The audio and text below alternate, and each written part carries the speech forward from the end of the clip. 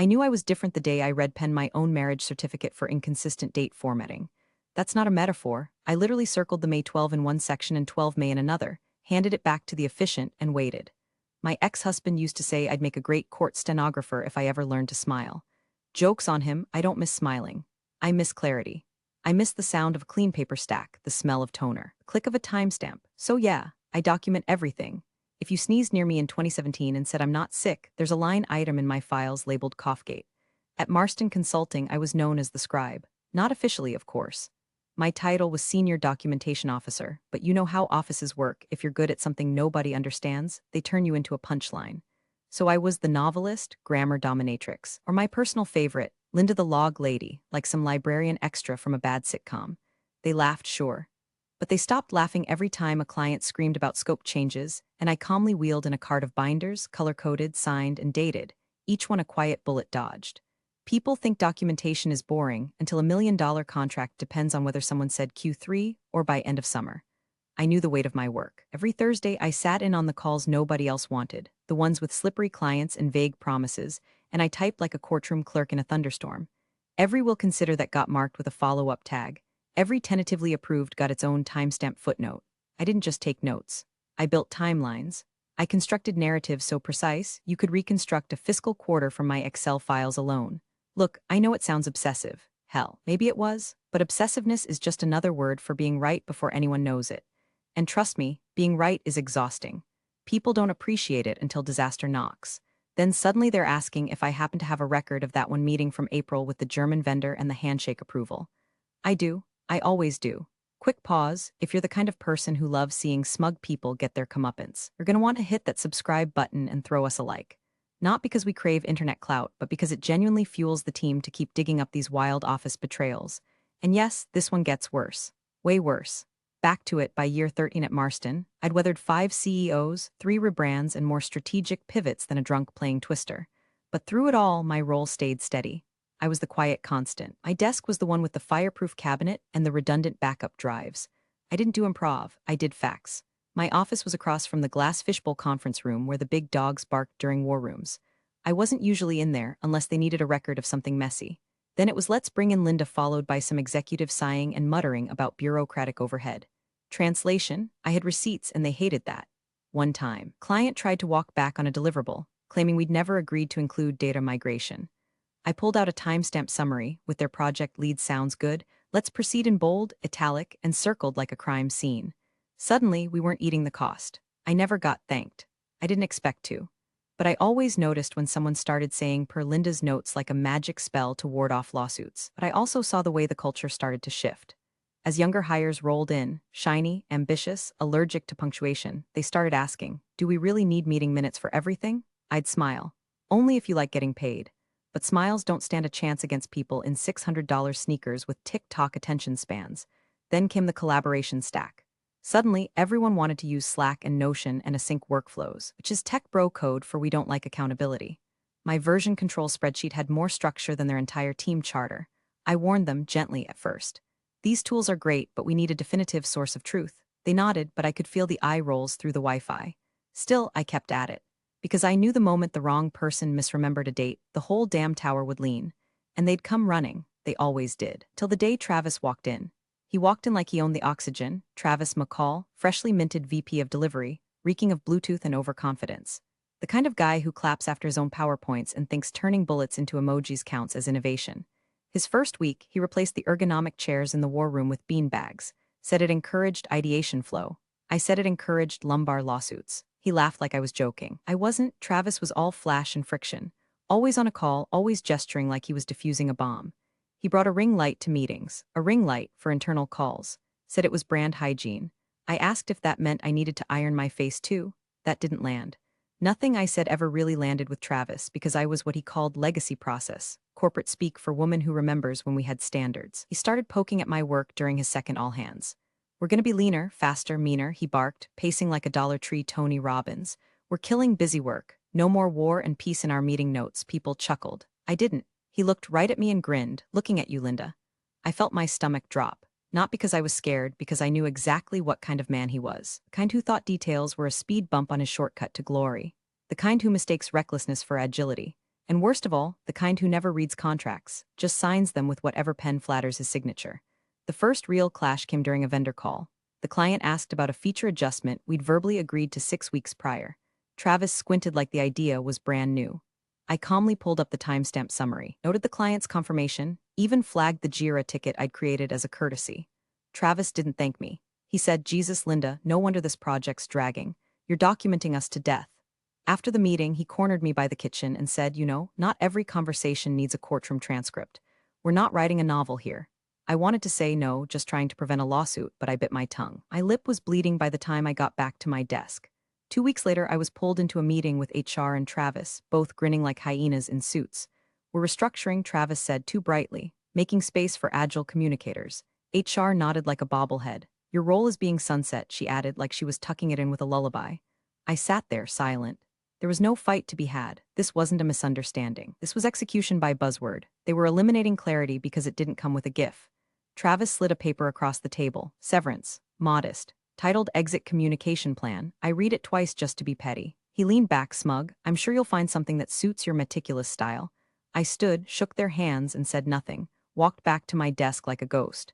Colleagues pretended not to notice. Someone muttered "I'm sorry" like they were passing a stranger's funeral. I packed my things in silence. A mug, a pair of blue light glasses, one aloe plant that looked like it had given up hope back in 2019. But before I shut down my machine, I took one last tour of the server.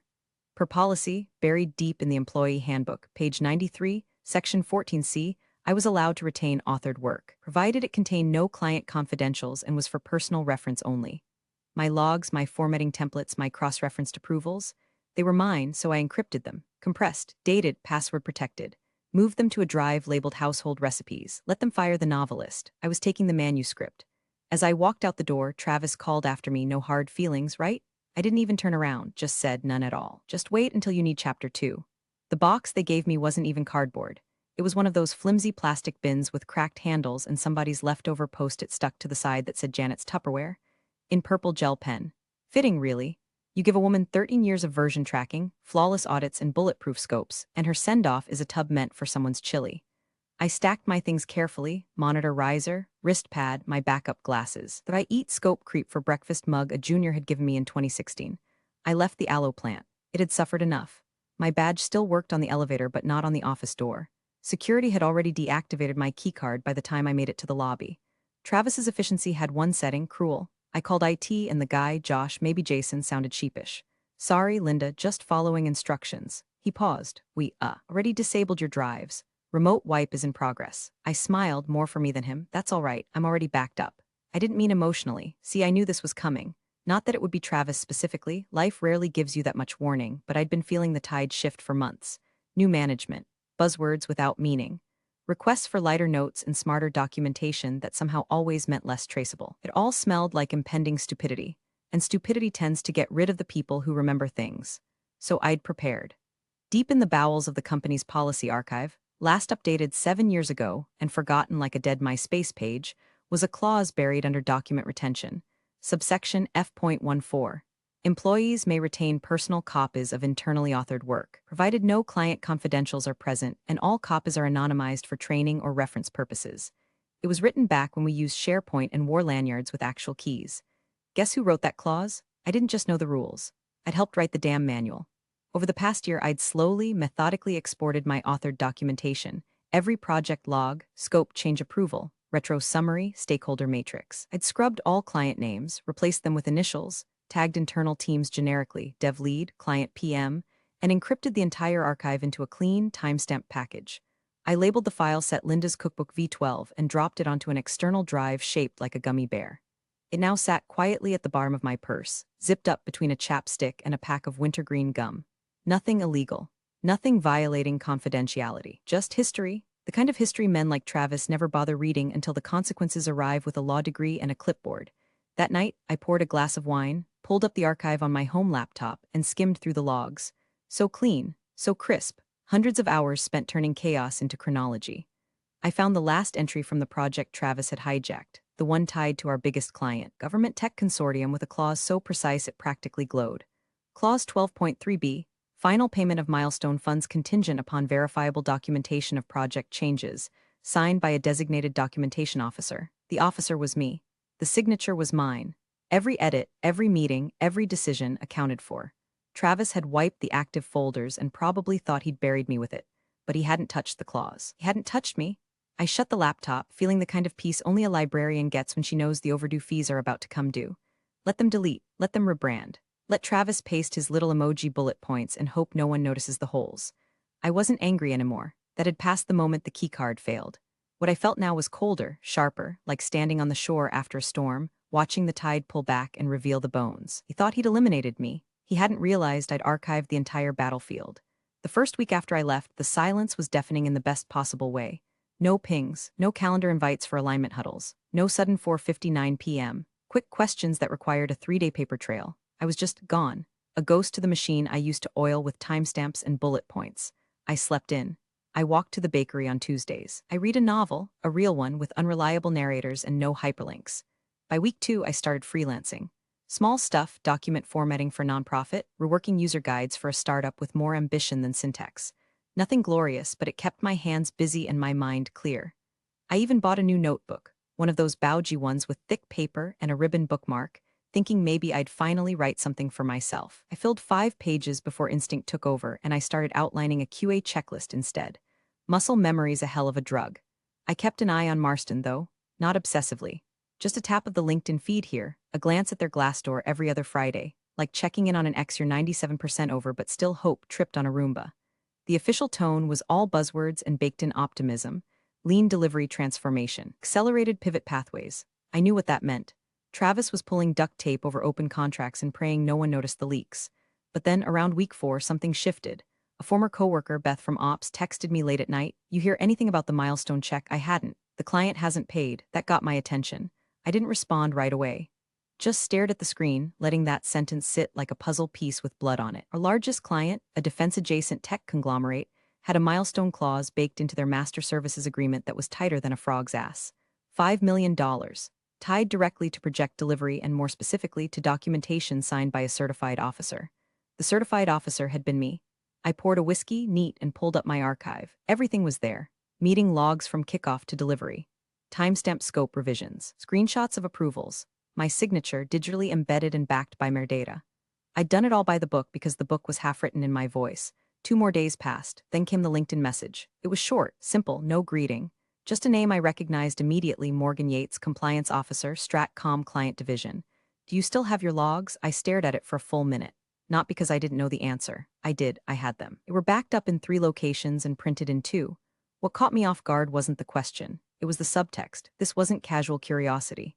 This was a red flare in a quiet sky. I typed back, "Why do you ask?" The dots danced, then stopped, then danced again. She didn't answer, not yet, but she didn't have to. I opened the project binder again, flipping through the anonymized notes. All of it, the decision to swap vendors midstream. The last-minute architecture change Travis had greenlit verbally with no follow-up. The retro meeting where concerns were logged but never addressed. And then, the signature block. Mine, verified, traceable. The contract had never been updated. My name was still on it. Travis, I realized, must have assumed the final milestone would get rubber-stamped like all the others. He didn't know the client had built a landmine into the fine print. Clause that required airtight documentation, and not just any documentation. Mine. That kind of clause doesn't just disappear. I closed the binder, pushed my laptop aside, and leaned back in my chair. My office now was a spare bedroom with bad lighting and a crooked shelf, but suddenly it felt like the center of gravity. I could practically feel the tension humming down the corporate pipeline, reaching out like a tremor toward the one person they thought they didn't need. I hadn't called, but someone had knocked, and I had the key. The email arrived on a Wednesday, 9:42 a.m., sandwiched between a Canva invoice and a spam pitch for ergonomic toe separators. Subject line: request for documentation, review Stratcom milestone contract. It had the kind of tone lawyers master, clinical but freighted, like a knife wrapped in a linen napkin. It was from a legal associate at Hartwell and Gentry, Stratcom's external counsel. Polite, precise, and not asking so much as inviting me to consider assisting in a retrospective documentation analysis pursuant to MSA Clause 12.3b. They didn't mention Travis. They didn't have to. The wording said everything. "We are requesting your expertise to verify the timeline, decisions, and approvals associated with Project Falco's Q3 deliverable, as initially certified under your tenure at Marston Consulting." My first reaction was disbelief. Not that they needed help, but that they were willing to ask. Clients don't usually poke their heads into the vendor's personnel drama. They don't care who got fired, only that the pipeline runs on time. For them to reach out directly, past the account manager, past the project lead, all the way to a terminated documentation officer, that meant the wheels had not just fallen off. They'd caught fire and rolled into traffic. I read the email twice, then a third time. There it was, clause 12.3b explicitly cited, milestone funds contingent upon delivery of complete project documentation, signed and maintained by the assigned documentation officer throughout the life cycle of the engagement. Assigned, maintained, throughout. Travis must have thought he could just skim the surface. Use Teams chat threads and call recordings like a digital paper trail. But Teams wasn't a system of record. It was a whiteboard in a wind tunnel. Half the meeting notes were unfiled, the rest buried under 6 different channels named Urgent Review V2 Final. No cross-references, no summary indexes, no signatures, and now the client was calling the bluff. I didn't respond right away. I sat with it. Let the weight of the ask settle, because this wasn't a favor. This was a lifeline being extended across a chasm Travis had personally jackhammered, and I knew exactly what it meant. If Stratcom's lawyers were involved, the payment was already frozen. $5 million of deliverables were being held hostage by a clause no one had respected until it snapped its jaws shut. I opened my archive, searched Falco Q3. Up came the chain: change requests, risk logs, escalation protocols, vendor approvals. Every meeting with the Stratcom product team, every late-night architecture pivot, every scope trade-off, all backed up, all dated, all tied to my signature. What Travis had wiped, I had preserved. What he had ignored, I had documented. But I didn't hit reply, not yet. Instead, I drafted a short note. Not to Stratcom, to a friend of mine, contracts lawyer I'd worked with back when Marston still valued compliance over charisma. I asked if she'd review a potential engagement on my behalf, just in case. Then I went to make tea, Ruibos. Calming, grounded. Something about holding that chipped mug made me feel less like the woman who'd been discarded, more like the one who held the trigger finger on a $5 million detonation switch. Later that afternoon, another message came. This one from Morgan Yates, the Stratcom compliance officer who'd messaged me before. Short, direct. We've reviewed the current documentation. It does not meet the terms outlined in the MSA. Internal sign-offs were incomplete or missing. Legal is recommending independent validation. I pushed for you. Please consider it. I stared at the screen, then leaned back in my chair. She pushed for me. There's a certain kind of satisfaction in being remembered not for being nice or social or culturally aligned, but for being right. Not flashy right. Quietly, methodically, painfully right. The kind of right that survives reorganizations, firings, even Travis's smug attempts at erasure. I tapped out a reply. I'm open to discussing it. My counsel will reach out. Then I hit send, closed my laptop, and watched the steam curl from my tea. Let the game begin. The boardroom looked different than it used to. Same long walnut table, same flickering recessed lights, but the energy was off. Edgy, desperate. A quiet hum of denial clung to the air, like the kind you feel right before a storm hits, but everyone insists the clouds are decorative. Travis was already seated when Stratcom's legal rep arrived. Jessica Lorne, mid-40s, low bun. The kind of calm you only earn from watching enough people implode in front of you that it no longer surprises you. She walked in without a handshake, without a smile, just a slim black portfolio and a notepad that looked like it had already been weaponized. Behind her, a junior associate wheeled in a small cart of binders. Travis stood up, arms wide like they were old friends. Jessica, glad you could make it. We've got everything prepped for you, project logs, status updates, Jira threads, and our team's archive. It's all digital now, way more efficient. Jessica didn't sit, didn't blink. She simply opened her portfolio and laid a printed sheet of paper on the table like it was a poker hand that couldn't lose. Clause 12.3b, she said. Per your MSA with Stratcom, detailed meeting records shall be maintained and signed off by a designated documentation officer throughout the life cycle of the engagement. She looked at Travis. Where are those logs? The room went silent. Not the nervous kind, this was something colder. Factual, like watching a surgeon wait for vitals that never beeped. Travis smiled, but it didn't reach his eyes. Oh, we've got meeting notes from teams, and the PMs kept pretty detailed agendas in Confluence. We use real-time collaboration now. There's no single documentation officer, per se. It's more fluid. Agile. Jessica tapped the paper. Once, Clause 12.3b doesn't mention fluid. It specifies maintenance and sign-off by a designated documentation officer. I'm assuming you reassigned that role. Travis shifted. We streamlined. The documentation officer role was sunset in Q2. We transitioned to team-based. She interrupted without raising her voice. So no official sign-off for the last 2 quarters? He tried to speak. Failed. Tried again, we assumed. Jessica turned the paper around and slid it toward him. At the bottom, in 11-point Arial, sat a name. Linda Keene, Designated Documentation Officer. Active through Q3. Jessica leaned in slightly. Did Miss Keene sign off on any of the submitted documentation? Travis opened his mouth, closed it, and looked toward the junior PM seated to his left, probably hoping for a lifeline. The kid was already sweating through his collar. I think we used some of her old templates. Jessica didn't look at him. She looked at Travis. I'm not asking about templates. I'm asking about logs. Signed, maintained, verified. Because what we received, she said, producing another sheet, was a series of bullet points, half of which are timestamped by anonymous contributors in a rotating Teams chat labeled DocDump Final V3. No approvals, no context, no version control. The CFO cleared his throat like he was about to say something conciliatory. She didn't look at him either. Clause 12.3b is a legal contingency clause, she continued, designed to ensure accountability in environments where contractual drift is common. You agreed to it. Your firm received payment under it. And now you've submitted logs that, frankly, look like someone's high school group project Slack chat. Travis flushed. Look, I don't know what Linda told you, but she wasn't aligned with our new delivery model. Her notes were excessive. No one wanted to read. Jessica raised one eyebrow, the kind of micro-expression that could collapse empires. No one wanted to read the logs that are now required to release $5 million? Silence again. This time, not even the air conditioner dared to hum. From across the table, the junior associate opened one of the binders and produced a copy of the original SOW, Statement of Work. Jessica slid it next to the MSA. This one too, she said softly. Every project phase references the same clause. Every milestone payment is conditional. Travis looked like he might throw up. Jessica finally sat down, folded her hands. I'm going to give you two options, she said. You can produce signed, verified documentation maintained by the designated officer. Or, she paused, glancing at her associate, we begin procedures for breach of contract and initiate stop work proceedings.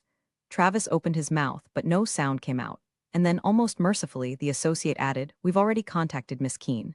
The CFO's head snapped toward Travis. You what? Jessica folded the MSA and placed it back in her portfolio. She responded through counsel. We're in discussions now. Travis tried to speak, choked on it, looked around the room like someone might bail him out. No one moved. The walls felt thinner. The lights a little hotter. He hadn't just lost control. He'd never had it. And now everyone knew.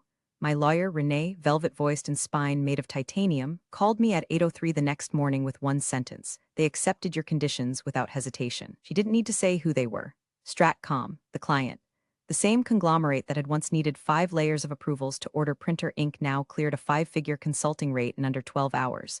And the conditions? Simple. 1. I work as an external documentation auditor under my LLC, Keen Traceability Services, freshly minted the night before on LegalZoom. 2. All communications go through Renee.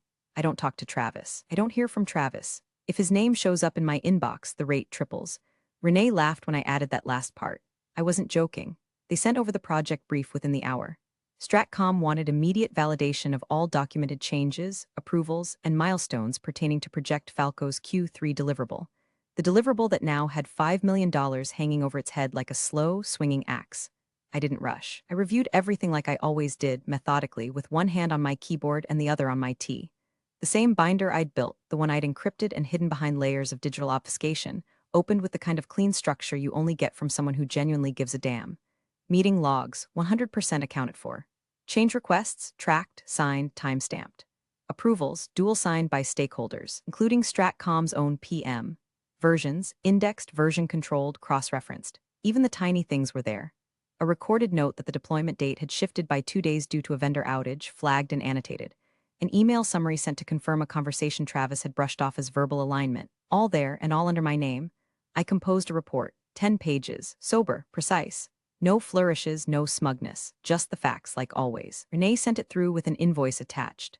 First half up front, the other half upon Stratcom's internal confirmation that the logs met MSA standards. They wired the full amount within 3 hours. No questions, no revisions, just silence like the collective breath of a legal department being released all at once. Later that evening, as the sky turned that tired gray-pink color above my apartment, I got a message from Morgan Yates. Your work saved the contract. Just so you know, I didn't respond right away. Just stared at it. Then typed back, thanks, tell your team to keep an eye on who gets called excessive. She replied with a single emoji, the file folder. We understood each other. I didn't gloat. There was no victory lap, no champagne, just a quiet satisfaction. A flick of the switch that turned my printer on as I labeled the invoice folder Falco recovered. And when my payment cleared, I did the most indulgent thing I could think of. I bought a new chair. One with lumbar support and memory foam. Because if I was going to be the person companies called when their arrogance collided with their contracts, I might as well be comfortable doing it. I didn't need revenge. I needed a retainer. And now I had both. From the 5th floor of the cafe across the street, an overpriced place with reclaimed wood tables and lavender syrup in everything, I had a perfect view of Marston's front doors. It was all glass, all angles, designed for optics over function. You could see everyone coming and going. No secrets, not even in silhouette. That Friday morning, I took my seat with a latte that cost more than lunch used to and watched the first signs of unraveling. The legal assistant, Kelsey, always in gray cardigans and fear in her eyes, rushed out the revolving door clutching a folder the size of a toddler. 10 minutes later, the CFO walked in, jaw clenched like he was chewing gravel. Not long after, HR's lead walked out looking like she'd aged 6 years overnight. No one smiled. No one lingered in the lobby for small talk. It was triage mode. I didn't need a memo to know what was happening. I had the receipts. That morning, a friend from accounting, who'd quietly slipped me a Starbucks gift card on my last day, forwarded a Slack export file she accidentally came across during a server permissions review. It had been flagged by IT when someone searched the word audit. One line stood out, sitting there like a rotten tooth in a glass of water. Travis McCall # delivery insights docs are for boomers. No one reads that crap anyway. We just need bullets and a deck. Nobody audits logs unless something explodes. Well, something had. Stratcom's legal team had looped in their internal compliance division, and per their own escalation procedure, Marston was now required to undergo a risk audit. That meant every document, every staff change, every milestone was being reevaluated through a lens Travis never knew existed. Consequence.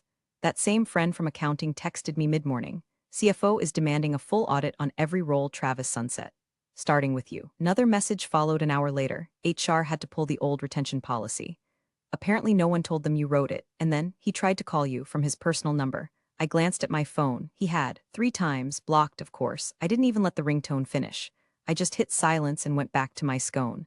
By 3 p.m., the leaks started. A junior delivery manager, fresh out of grad school and furious about being publicly blamed for documentation failures, shared screenshots in a private Discord.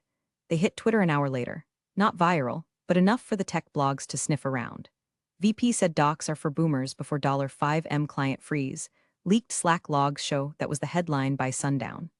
Accompanied by the emoji-laced bullet list Travis had once insisted was the new standard of communication. Internal chaos turned outward. The CEO, who hadn't been seen on campus in weeks, was photographed storming into the building that night with a duffel bag. Someone captioned it, "When your startup starts downing." I watched the building glow with after-hours lights. Legal working late, HR in war rooms. The CFO apparently called an emergency compliance workshop, mandatory attendance, which made 3 people quit outright. And me?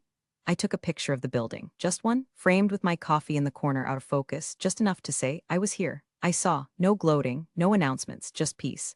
The kind that settles in when you know they finally understand the cost of underestimating a woman with a time-stamped archive and zero tolerance for being erased. Let Travis fall. I didn't have to push. I'd already built the documentation that tripped him. They didn't even try to pretend it was a routine meeting. No catered lunch, no branded water bottles, no overeager intern fussing with HDMI cables. Just a room full of suits, 1 cold pot of coffee, and tension sharp enough to sand drywall. Stratcom's legal counsel, Jessica Lorne, was already seated at the far end of the table when I walked in. She nodded, then subtly gestured to the seat beside her. I took it without a word. No introductions were needed.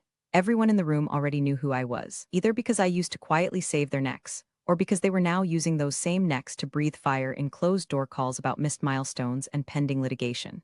Across the table, Travis looked like a man who had practiced a dozen responses in the mirror and now couldn't remember a single one.